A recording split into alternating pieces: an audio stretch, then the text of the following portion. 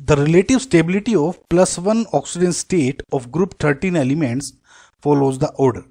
अभी मैंने आपको बताया था गाइज कि जो ग्रुप 13 के एलिमेंट्स हैं यानी boron, aluminium, gallium, indium and thallium, इसमें मैंने आपको बताया था बीइंग इन ग्रुप नंबर 13 ये सबके सब +3 ऑक्सीजन स्टेट दिखाते।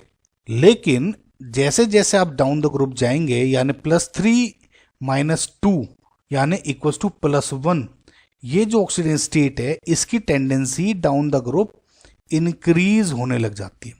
या मैं ये कहूं कि जब आप डाउन द ग्रुप आते हो तो जो +3 ऑक्सीजन स्टेट है इसकी टेंडेंसी डिक्रीज होने लग जाती है।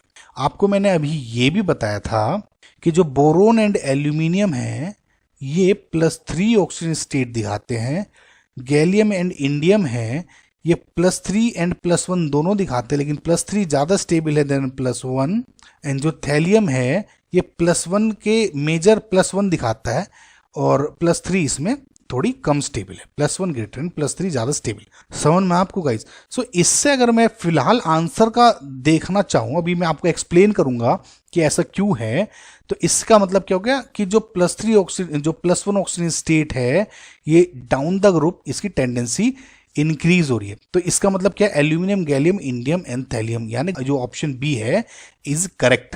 ना उसका रीजन क्या है? इसका रीजन वन वर्ड में अगर मैं बोलूं तो है इनर्ट पेयर इफेक्ट, या फिर कहूं कि poor shielding effect of D and F orbitals. समझ में आपको?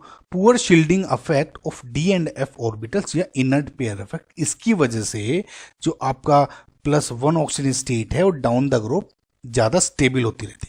ये अपने ये इनर्ट पेयर इफेक्ट है क्या? आप ये मान के चलिए गाइस कि ये जो आपका न्यूक्लियस है और ये बाहर बहुत सारे इलेक्ट्रॉन्स जाते रहते हैं। अब आप ये मान के चलिए कि ये फॉर एग्जांपल NS2 इलेक्ट्रॉन्स है, समझना आपको, एंड ये वाले जो इलेक्ट्रॉन्स है इसमें NP वाले इलेक्ट्रॉन्स है, NP1। NS2 एंड NP1 में इसलिए कह रहा हूं क्योंकि यहाँ पे NS2 एंड NP1 वाला जो वैलेंस शेल का कॉन्फ़िगरेशन है। बोरोन एंड एल्यूमिनियम में कोई भी D या F ऑर्बिटल नहीं है, तो मैं ये कह सकता था कि आराम से जो बोरोन है आउटर मोस्ट शेल के तीनों इलेक्ट्रॉन्स 2 S के और 1 P का आराम से निकाल सकता है, यानी +3 ऑक्सीजन स्टेट दिखा देंगे। सिमिलरली एल्यूमिनियम भी। लेकिन जैसे ही आप गैलियम पे आते हो, गैलियम पे कूदते हो, एक D ऑर्बिटल जुड़ गया जिसमें 10 इलेक्ट्रॉन हो गए।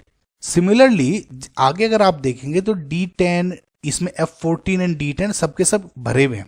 अब क्या होता है, एक इस बात को आप इस तरह से समझिए कि जब तक D ऑर्बिटल नहीं थे तो जो पॉजिटिव चार्ज था ये इनको कैच नहीं कर पा रहा था। आप ये मान करिए कि अंदर एक तरह से एक शील्ड लगी हुई है, समझना आपको, एक शील्ड है अंदर। अब क्या है, इस शील्ड की वजह से जो ये प्लस चार्ज है इसके आउटर मोस्ट जो इलेक्ट्रॉन्स है इनको खींच नहीं पाता, यानी ये जो इलेक्ट्रॉन्स है इनको आराम से निकाल सकता है। जैसे ही यहाँ डी ऑर्बिटल वाली शील्ड जुड़ जाती है, आप इसको डी ऑर्बिटल वाली शील्ड माने, ठीक है। अब जो ये डी ऑर्बिटल वाली शील्ड है या एफ ऑर्बिटल वाली शील्ड आ गई, ये बहुत वीक होती है, समझना। यानी ये जो पॉजिटिव चार्ज है ये पुअर शील्ड की वजह से अब करता क्या है कि जो ये NS2 वाले इलेक्ट्रॉन्स हैं इनको पकड़ लेता है अपनी तरफ। अब तक जो शील्ड थी इनको दोनों को बचा के रख रही थी, NS2 एंड NP1 को, तो ये निकल सकते थे। अब क्योंकि पुअर शील्ड लग गई, अब क्या है, इस पुअर शील्ड की वजह से जो पॉजिटिव चार्ज है ये जो NS2 इलेक्ट्रॉन्स है इनको पकड़ के बैठ जाता है कि मैं तुमको कहीं नहीं जाने दूंगा। अब क्या बचा ये NP1 वाला इलेक्ट्रॉन, यही इकलौता ऐसा है जो अब निकल सकता है।